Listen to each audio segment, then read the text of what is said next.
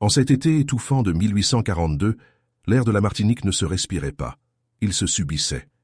La chaleur était une main invisible qui serrait la gorge des hommes, transformant chaque mouvement en un calvaire de sueur et de poussière. Au cœur de cette fournaise se dressait le domaine de la Rose Sanglante, une terre dont le nom n'était jamais prononcé sans un frisson. On racontait que la terre y était plus rouge qu'ailleurs, nourrie par une cruauté que les années ne parvenaient pas à effacer. Les esclaves qui y travaillaient savaient que derrière les sourires de façade de la noblesse coloniale se cachait un gouffre d'obscurité. Mais dans cet enfer de cannes et de fouets, il existait un homme que personne ne craignait, car tout le monde le croyait brisé. Barnabé était le porcher du domaine, un homme que le maître, M. de Valmont, considérait comme un simple d'esprit. Pour les autres, il n'était qu'une ombre silencieuse évoluant dans l'odeur fétide de la porcherie, l'endroit le plus immonde de la plantation. Pourtant, sous son front bas et son regard fuyant, Barnabé possédait un don que même Dieu semblait avoir oublié de lui retirer. Il possédait un odorat d'une précision chirurgicale, une anomalie sensorielle qui faisait de lui un témoin invisible de chaque secret. Barnabé pouvait sentir la peur dans la sueur d'un homme, avant même que celui-ci ne sache qu'il était en danger. Il distinguait l'odeur d'une pièce d'argent cachée au fond d'une botte de foin ou le parfum d'une trahison naissante dans un couloir sombre. Mais en ce mois de juillet, une odeur nouvelle avait envahi le domaine, une odeur qui ne ressemblait à aucune autre. Ce n'était pas seulement la mélasse qui fermentait ou le cuir des fouets qui chauffait au soleil. C'était une effluve métallique, lourde et entêtante, qui semblait émaner directement de la grande maison de maître. Monsieur de Valmont était un homme aux abois, un aristocrate ruiné dont le nom ne tenait plus que par un fil de soie. Sous ses dorures et ses manières de cour, il cachait une dette colossale qui menaçait de l'engloutir tout entier. Il attendait un homme, un créancier venu de Paris nommé Delalande, dont l'arrivée devait sceller le sort de la Rose Sanglante. Delalande était arrivé 3 jours plus tôt, exigeant le remboursement immédiat de chaque sou prêté. Les domestiques avaient entendu des éclats de voix, le fracas d'un verre brisé et un silence soudain, plus terrifiant que n'importe quel cri. Le lendemain, le carrosse de l'invité était toujours là, mais l'homme, lui, semblait s'être évaporé dans les brumes de la vallée. Valmont affirmait que son ami était reparti à pied pour une promenade matinale et qu'il n'était jamais revenu. Les recherches furent brèves, car personne n'osait contredire la parole du maître sur ses propres terres. Mais pour Barnabé, le silence de la plantation ne disait pas la vérité, car son nez lui hurlait une toute autre histoire. L'odeur de la chaux vive commença à flotter autour de la remise à outils, une odeur que Barnabé connaissait trop bien. On utilisait la chaux pour masquer la décomposition, pour effacer les traces de ce que la terre ne voulait pas digérer. Et mêlée à cette chaux, il y avait l'odeur du fer, l'odeur du sang frais qui n'a pas encore eu le temps de sécher totalement. Barnabé vit le maître sortir de la remise, ses bottes de cuir fin maculées d'une substance sombre et visqueuse. Valmont, avec un mépris souverain, s'approcha de l'esclave et, dans un geste de cruauté gratuite, essuya la pointe de sa chaussure sur la chemise en lambeaux du porcher. Il ordonna ensuite à Barnabé de nettoyer l'enclos des porcs, avec une insistance qui fit dresser les poils sur les bras du vieil homme. « Assure-toi qu'ils aient bien mangé ce soir, Barnabé », avait dit le maître, avec un sourire qui n'atteignait pas ses yeux. Barnabé ne répondit pas, mais en baissant la tête, il respira l'odeur qui se dégageait des bottes de Valmont. Ce n'était pas seulement le sang de Delalande qu'il sentait, c'était l'horreur absolue d'un crime que même l'enfer aurait désavoué. En s'approchant de l'auge, il comprit pourquoi le maître insistait tant pour que les bêtes soient affamées. Les porcs de la Rose Sanglante étaient des créatures massives, capables de broyer des os aussi facilement que des racines. Et dans la boue piétinée, Barnabé vit un éclat qui n'avait rien à faire dans une porcherie, un fragment de tissu de soie fine. C'est à ce moment-là qu'il l'entendit, un petit bruit de respiration saccadée derrière un baril de mélasse. Marie, une orpheline de 10 ans qui servait à la cuisine, était prostrée là, tremblante comme une feuille dans la tempête. Ses yeux étaient remplis d'une vision qu'aucun enfant ne devrait jamais porter en elle. Dans ses mains minuscules, elle serrait une tabatière en or massif portant les initiales JD, celle de Jacques Delalande. Elle avait vu le crime, elle avait vu le maître lever la hache dans l'ombre de la remise. Elle était le témoin que Valmont ferait disparaître sans hésiter s'il apprenait qu'elle possédait cette preuve. Barnabé comprit que le temps n'était plus à la soumission, mais à la survie. S'il parlait, on le pendrait pour diffamation. S'il se taisait, la petite Marie finirait probablement dans l'auge des porcs, elle aussi. La cruauté de Valmont n'avait aucune limite, et le maître avait déjà fait préparer le fouet pour quiconque oserait poser des questions. Le domaine était devenu une prison dont les murs étaient faits de silence et de peur. Valmont circulait parmi ses esclaves avec une arrogance renouvelée, comme si le meurtre l'avait rendu invincible. Mais il ignorait que l'homme qu'il méprisait le plus était en train d'analyser chaque particule d'air pour préparer sa chute. Barnabé savait que la justice des hommes était lente, corrompue et souvent aveugle à la souffrance des siens. Il ne pouvait pas compter sur les autorités locales qui dînaient souvent à la table de Valmont. Il devait orchestrer une preuve si flagrante, si animale, que personne ne pourrait l'ignorer. Profitant de l'obscurité qui recouvrait la plantation, il s'introduisit dans le poulailler avec la discrétion d'un prédateur.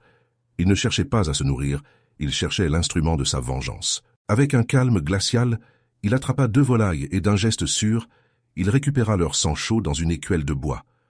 L'odeur du sang de poulet était différente de celle de l'homme, plus vive, plus sauvage. Pour un nez ordinaire, ce n'était que du sang. Mais Barnabé savait que pour les porcs, c'était un appel irrésistible. Il se dirigea ensuite vers la grande demeure, là où les bottes de Valmont séchaient sur le perron après un nettoyage sommaire. Il frotta le cuir avec une précision de joaillier, insistant sur les coutures, les talons et la languette. Il imprégna la matière jusqu'à ce que l'odeur devienne une partie intégrante de la chaussure. Chaque geste était calculé, chaque mouvement était une prière adressée aux esprits de la justice.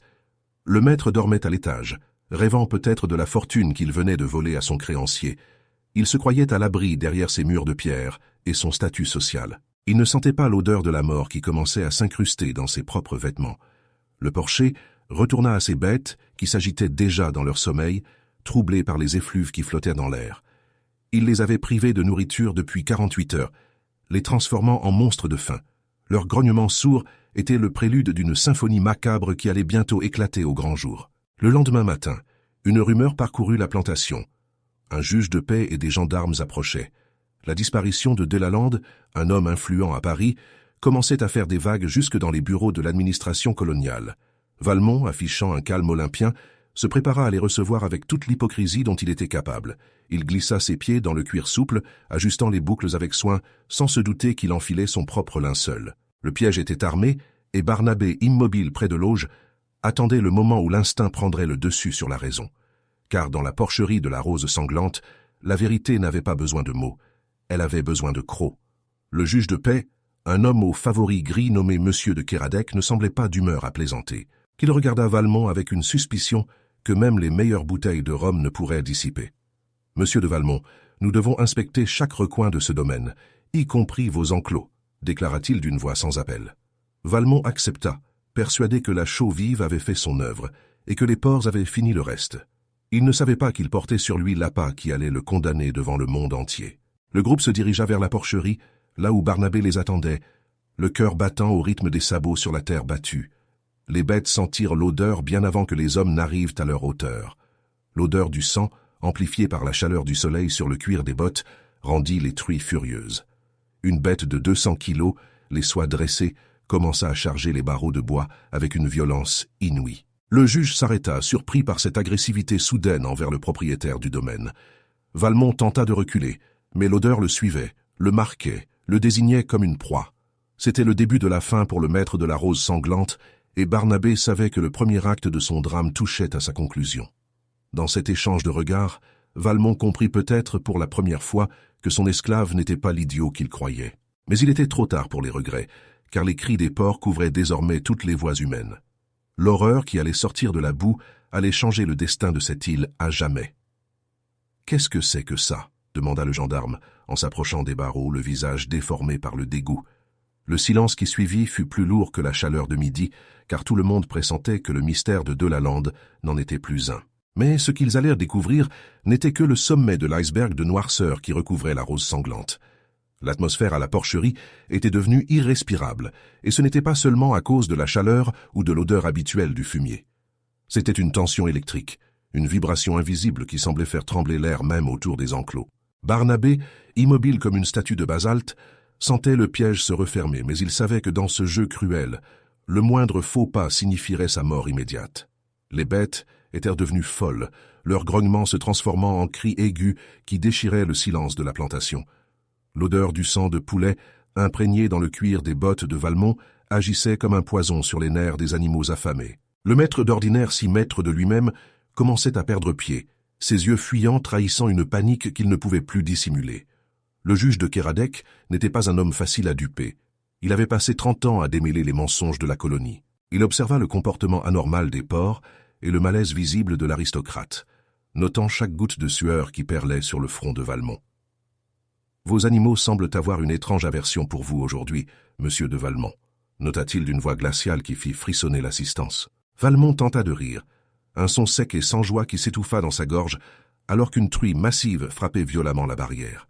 « Ce ne sont que des bêtes, monsieur le juge, excités par l'orage qui couve, rien de plus, balbutia-t-il en reculant d'un pas. Mais en reculant, il se rapprocha dangereusement de l'auge, là où Barnabé avait discrètement versé le reste de son mélange macabre la nuit précédente. Dans son esprit, Barnabé revoyait les cicatrices sur son propre dos, chaque marque étant le souvenir d'une injustice de Valmont. Il se rappelait la fois où le maître l'avait fait battre simplement parce qu'il avait senti l'odeur d'un vin coûteux qui s'était gâté dans la cave. Aujourd'hui, l'odeur n'était plus celle du vin, c'était celle de la justice, et elle puait le fer et la trahison. Le gendarme qui accompagnait le juge remarqua une fissure dans le bois de l'enclos principal, une planche qui avait cédé sous la force des bêtes. Il s'abaissa pour examiner la boue piétinée, là où les porcs avaient creusé avec une insistance inhabituelle pendant toute la nuit. Valmont sentit son cœur cogner contre ses côtes comme un oiseau en cage, réalisant que le sol ne garderait pas son secret éternellement. Le risque n'était pas seulement pour Valmont, il était immense pour la petite Marie, toujours tapie dans l'ombre. Si le gendarme continuait son inspection, il finirait par découvrir l'enfant et avec elle la tabatière qui scellerait le destin de tout le monde. Barnabé devait agir, créer une diversion, mais il savait que tout mouvement suspect de sa part le désignerait comme complice. Dans un geste qui parut accidentel, Barnabé renversa une lourde pelle, provoquant un fracas métallique qui fit sursauter tout le groupe. Le juge se tourna vers lui, les sourcils froncés, mais ce court instant permit à Marie de se glisser un peu plus loin dans l'obscurité. C'était une manœuvre désespérée. Une seconde gagnée sur la mort, mais le répit fut de courte durée. « Voyez-vous, monsieur le juge, mes esclaves sont aussi maladroits que mes bêtes sont nerveuses, » lança Valmont, tentant de regagner son autorité. Il s'approcha de Barnabé et d'un geste brusque, lui asséna un coup de canne sur l'épaule pour masquer sa propre peur. Barnabé ne sia pas, son odorat captant une nouvelle effluve, celle de la chaux vive qui remontait de la terre remuée par les porcs. L'un des porcs, le plus gros de la bande, venait de déterrer quelque chose qui n'avait rien d'organique, un morceau de cuir noirci par la boue. C'était un fragment de la botte de Delalande, celle que les porcs n'avaient pas réussi à broyer totalement. Le juge de Kéradec s'avança, son visage devenant un masque de marbre, alors qu'il ordonnait aux gendarmes de ramasser l'objet. Le silence qui retomba sur la porcherie était plus terrifiant que les cris des animaux. Un silence de tombeau. Valmont sentit ses jambes se dérober, l'odeur du sang sur ses propres bottes lui paraissant soudain insupportable, comme s'il portait le cadavre lui-même. Il savait que l'enquête ne s'arrêterait plus là, que le juge ferait retourner chaque pierre du domaine jusqu'à trouver le reste. « Monsieur de Valmont, expliquez-moi comment un morceau de botte parisienne se retrouve dans votre auge à cochon, » demanda Kéradec. Sa voix n'était plus une question, c'était une accusation, un verdict qui flottait dans l'air lourd de la Martinique. Valmont balbutia une excuse sur des déchets récupérés au port, mais ses mains tremblantes trahissaient l'énormité de son mensonge. Barnabé savait que la pluie allait bientôt tomber, une averse tropicale qui pourrait soit effacer les traces, soit révéler l'horreur. Il sentait l'ozone se mêler à l'odeur de la peur de Valmont, créant un cocktail sensoriel qui lui donnait presque la nausée. Il devait s'assurer que Marie sorte de là avant que le déluge ne commence et que les gendarmes ne fouillent les barils. Le maître, acculé, commença à envisager l'impensable, éliminer les témoins avant que les preuves ne soient irréfutables. Il jeta un regard vers sa maison, là où ses pistolets de duel reposaient dans un coffret de palissandre. L'arrogance de l'aristocrate laissait place à la rage d'un animal blessé, capable des pires extrémités pour sauver sa peau. « Creusez ici, et ne vous arrêtez pas tant que vous n'aurez pas trouvé le reste de cet homme, » commanda le juge. Les gendarmes sortirent des pelles de leur paquetage, le bruit du métal s'enfonçant dans la terre grasse, résonnant comme un glas. Chaque coup de pelle était une entaille dans la défense de Valmont, qui voyait son empire de mensonges s'effondrer à chaque seconde. Soudain, un rayon de soleil perça les nuages et frappa la tabatière que Marie tenait encore entre ses doigts tremblants. L'éclat d'or fut comme un phare dans l'obscurité de la remise, attirant l'attention du juge qui s'était tourné vers le bruit. Barnabé retint son souffle, sentant le moment où tout allait basculer dans le chaos absolu. « Qu'y a-t-il là-bas, dans le coin des barils ?» demanda Kéradec en plissant les yeux pour percer l'ombre. Valmont, réalisant qu'il était perdu, fit un geste vers sa ceinture, oubliant qu'il n'avait pas ses armes sur lui. La tension atteignit son paroxysme, chaque personnage figé dans une pose de terreur ou de détermination. « C'est juste le vieux stock de mélasse, monsieur le juge. Ça attire les mouches », intervint Barnabé d'une voix basse et rauque. C'était la première fois qu'il prenait la parole sans y être invité, et l'effet fut immédiat. Le juge s'arrêta, surpris par l'audace de l'esclave. Valmont profita de cet instant pour se jeter vers la remise, bousculant Barnabé sur son passage. Le maître savait que si la gamine parlait, c'en était fini de lui, de son nom et de son honneur. Il entra dans la pénombre de la remise, ses bottes ensanglantées claquant sur le sol de terre battue. Marie poussa un petit cri étouffé, un son qui déchira le cœur de Barnabé et scella sa décision de passer à l'attaque. L'esclave Porcher ne pouvait plus jouer le rôle de l'idiot. Il devait devenir le protecteur de la seule personne innocente dans cet enfer. Il sentait l'odeur de la sueur de Valmont, une odeur de bête traquée qui s'apprête à mordre une dernière fois. Le juge et les gendarmes, surpris par la soudaineté de l'action, mirent quelques secondes à réagir, des secondes qui parurent des heures. « Rends-moi ça, petite voleuse » hurla Valmont, sa voix déformée par la folie et le désespoir. Il ne voyait plus une enfant, il voyait la preuve vivante de son crime, l'objet qui le mènerait directement à l'échafaud. Marie se recroquevilla, fermant les yeux, attendant le coup qui allait mettre fin à sa courte et misérable vie. Mais Barnabé fut plus rapide, porté par une force que des années d'oppression n'avaient pas réussi à éteindre. Il s'interposa entre le maître et l'enfant, recevant le coup de canne en plein milieu de la poitrine avec un grognement de douleur. L'odeur du cuir de Valmont était maintenant si proche qu'elle l'étouffait, mais Barnabé ne recula pas d'un pouce. « Assez !» tonna le juge, en pointant son arme vers le maître de la rose sanglante. La scène qui s'offrait à lui ne laissait plus de place au doute. Un aristocrate frappant une enfant et un esclave pour récupérer un objet caché. Le masque de respectabilité de Valmont venait de voler en éclats, révélant le monstre qui habitait la grande demeure. D'un geste lent, Marie sortit de son coin et tendit la tabatière en or aux représentants de la loi. Les initiales de Delalande brillèrent sous la lumière de la porte, une preuve muette mais irréfutable du destin du créancier. Valmont s'effondra contre un baril, réalisant que son propre esclave l'avait mené à sa perte par le simple pouvoir de son nez. Alors que le juge examinait la tabatière, un gendarme poussa un cri depuis le fond de la remise. Il venait de soulever une planche lâche et de découvrir le carnet de compte de Delalande, maculé d'une substance sombre et séchée. Mais ce qu'il y avait écrit à l'intérieur allait transformer ce simple meurtre en un scandale d'État qui ferait trembler toute la colonie. « Mon Dieu » murmura Kéradec, ses yeux parcourant les lignes fiévreuses écrites par le défunt avant sa mort. Delalande n'était pas seulement venu réclamer de l'argent, il avait découvert un secret bien plus sombre concernant l'origine de la fortune de Valmont. Barnabé, malgré sa douleur, sentit une satisfaction amère l'envahir. Le festin des porcs ne faisait que commencer.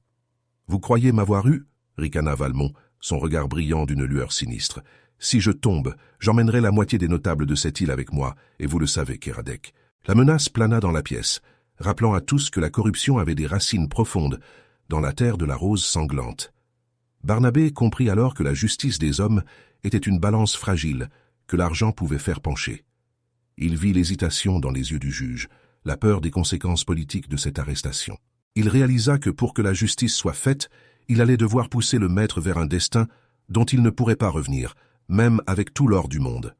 C'est à ce moment précis que la barrière de l'enclos céda totalement, libérant les bêtes affamées vers la remise. L'odeur du sang sur les bottes de Valmont était devenue une balise pour les prédateurs qui ne voyaient plus en lui un maître. Le chaos qui allait suivre allait décider du sort de chacun, et Barnabé savait qu'il n'y aurait pas de place pour la pitié. La mort ne venait pas de la corde du bourreau, elle venait de la boue et de la faim qu'il avait lui-même entretenue. Le juge recula, emmenant Marie avec lui, alors que les bêtes se jetaient sur celui qui les avait trop longtemps méprisés. Mais dans ce tumulte, un secret restait encore à découvrir, un secret qui dormait au fond de la porcherie. L'instant où la première truie planta ses dents dans le cuir de la botte de Valmont marqua la fin d'un règne de terreur. Le maître, cet homme qui se croyait au-dessus des lois humaines et divines, hurlait comme une bête qu'on égorge au milieu de la fange. L'odeur du sang de poulet avait scellé son destin, transformant ses propres animaux en instruments d'une justice aveugle et brutale. Le juge de Kéradec resta figé, la main sur la crosse de son pistolet, incapable d'intervenir face à cette furie animale. Il voyait l'aristocrate se débattre dans la boue, ses vêtements de soie se déchirant sous les assauts des bêtes qu'il avait lui-même affamées. Chaque cri de Valmont était une confession involontaire, un aveu de faiblesse devant ceux qu'il méprisait tant. Barnabé ne bougeait pas, ses narines frémissant une dernière fois sous l'odeur de la peur qui émanait de son ancien bourreau. Il ne ressentait ni pitié, ni joie malsaine, seulement le soulagement d'un homme qui voit l'ordre des choses se rétablir. Il savait que ce n'était pas les porcs qui punissaient Valmont, mais sa propre arrogance qui s'était retournée contre lui. Un coup de feu retentit, dispersant momentanément la meute de porcs qui reculèrent en grognant de frustration. Valmont gisait là, le visage couvert de boue, ses bottes en lambeaux révélant la chair meurtrie et le sang qui commençait à couler réellement. Mais alors que les gendarmes le relevaient, le juge fit un signe vers l'auge que les bêtes avaient de partiellement renversé dans leur frénésie. Kéradec s'avança et, avec la pointe de sa canne, dégagea un objet qui brillait d'un éclat froid et pur. C'était un bouton de manchette en diamant, portant les armoiries de la famille Delalande, épargnées par les dents des bêtes. La preuve était là, irréfutable, sortie des entrailles de la terre que Valmont pensait avoir domptée à jamais. « Monsieur de Valmont, par le pouvoir qui m'est conféré, je vous arrête pour le meurtre de Jacques Delalande, » déclara le juge d'une voix qui ne tremblait plus. Les menottes se refermèrent sur les poignets de l'aristocrate, le cliquetis du métal marquant la chute définitive de la maison de la Rose sanglante. L'homme qui possédait des milliers d'hectares n'était plus qu'un criminel, que l'on traînait dans la poussière de son propre domaine. Pendant que les gendarmes s'occupaient du prisonnier, Barnabé récupéra la petite Marie, qui tremblait encore dans l'ombre de la remise. Il ne dit rien car les mots étaient inutiles entre deux âmes qui venaient de traverser le même enfer. Il savait que pour elle, le voyage ne faisait que commencer, mais qu'elle ne serait plus jamais seule face à l'obscurité. Marie, d'un geste courageux, tendit au juge le carnet de notes qu'elle avait réussi à protéger pendant toute la confrontation. Kéradec l'ouvrit, et ses yeux s'agrandirent à la lecture des dernières pages écrites par le créancier avant son exécution. Ce n'était pas seulement une affaire de dette, c'était la preuve d'un complot bien plus vaste impliquant d'autres notables de l'île. Le carnet révélait que Valmont servait de plaque tournante pour un trafic d'esclaves illégal, bien après que les nouvelles lois eurent commencé à restreindre la pratique. Des noms influents, des fonctionnaires et des commerçants de Saint-Pierre étaient cités, tous liés par la même soif d'or et de sang. La chute de Valmont n'était que le premier domino d'une réaction en chaîne qui allait purger la colonie de Sally la plus profonde. Les esclaves de la Rose sanglante s'étaient rassemblés à distance respectable, observant leur maître être emmené comme un vulgaire voleur de bétail. Le silence qui régnait parmi eux n'était pas celui de la soumission, mais celui d'une dignité retrouvée devant le spectacle de la justice. Ils regardèrent Barnabé, le porcher qu'ils croyaient simple d'esprit, et comprenaient enfin l'étendue de sa force silencieuse. « Vous avez fait preuve d'une grande clairvoyance, Barnabé, » dit le juge, en fixant l'homme aux pieds nus. Barnabé inclina simplement la tête, ses yeux rencontrant ceux du juge avec une intensité qui fit baisser le regard du magistrat. Il n'avait pas besoin de remerciements, il avait besoin que la promesse faite à Marie soit tenue jusqu'au bout. Quelques heures plus tard, un carrosse fut affrété pour emmener Marie vers une parente éloignée à Saint-Pierre, loin de l'odeur de la porcherie. Elle emportait avec elle le secret de l'esclave qui parlait aux bêtes, une dette de vie qu'elle n'oublierait jamais. Barnabé la regarda partir, sentant pour la première fois de sa vie que l'air qu'il respirait était pur de toute trace de peur. Le domaine de la Rose sanglante fut placé sous séquestre, les terres devant être vendues, pour rembourser les créanciers de Delalande. Barnabé resta sur place, gardien d'un lieu qui n'avait plus de maître, mais qui avait enfin une âme. Il ramassa les bottes de Valmont, ces objets de cuir fin qui avaient causé tant de souffrance, et les regarda avec une profonde lassitude. Il les jeta dans le brasier que les esclaves avaient allumé pour brûler les effets personnels du tyran déchu. L'odeur du cuir brûlé se mêla à la fumée, montant vers le ciel de Martinique comme un encens de purification. Le passé se consumait, laissant derrière lui des cendres qui serviraient de terreau à une liberté nouvelle, encore fragile, mais bien réelle. À la prison de Fort-de-France, Valmont attendait son procès, mais son esprit l'avait déjà quitté pour s'enfoncer dans les ténèbres. Chaque nuit, il croyait entendre le grognement des truies et sentir l'odeur métallique du sang sur ses mains. La justice de Barnabé ne s'était pas arrêtée à l'arrestation. Elle s'était infiltrée dans les rêves du coupable pour ne plus jamais le lâcher. Grâce aux révélations du carnet et aux témoignages de Marie, Barnabé obtint sa liberté par décret spécial du gouverneur. Il ne quitta pas l'île, préférant rester près de la terre qu'il avait apprise à connaître par ses odeurs et ses secrets. Il devint un homme libre, mais son nez resta son outil le plus précieux, capable de détecter le mal bien avant qu'il ne frappe. Il se promenait souvent sur la côte, là où le sel de la mer nettoyait les dernières effluves de la plantation. L'odeur de l'iode et du grand large était le parfum de sa nouvelle vie, une vie où il n'avait plus besoin de se cacher derrière un masque d'idiotie. Il était Barnabé, l'homme qui avait vaincu un monstre avec 2 poulets et une connaissance parfaite de la faim. Le domaine, quant à lui, fut lentement repris par la jungle. les murs de pierre s'effritant sous le poids des lianes et du temps. Le nom de la rose sanglante finit par s'effacer des cartes, remplacé par des légendes que l'on racontait aux enfants pour les endormir. Mais dans la vallée, certains disent que l'on peut encore sentir l'odeur de la justice quand le vent tourne vers la vieille porcherie. La nature reprenait ses droits, effaçant les taches de sang et les souvenirs de douleur avec une indifférence majestueuse. La rose n'était plus sanglante, elle était simplement une fleur parmi d'autres, belle et éphémère sous le soleil des tropiques. La justice était passée, non pas par le glaive, mais par l'instinct le plus pur des créatures de la terre. Des années plus tard, Barnabé racontait parfois son histoire, non pour se glorifier, mais pour rappeler que le silence a une odeur. Il enseignait aux jeunes que la force ne réside pas dans le fouet, mais dans la capacité à voir ce que les autres ignorent. Son récit devint une boussole morale pour ceux qui cherchaient à leur chemin dans un monde encore marqué par l'iniquité. Marie, devenue une femme éduquée et respectée, n'oublia jamais l'homme qui l'avait sauvée par une nuit de juillet 1842. Elle utilisa sa fortune pour aider ceux qui, comme elle, avaient été les victimes oubliées d'un système cruel. Le secret de la tabatière en or était devenu le fondement d'une œuvre de bienfaisance qui portait le nom de Barnabé. L'histoire de la rose sanglante s'achève ainsi, sur une note de paix conquise de haute lutte dans la boue et le sang.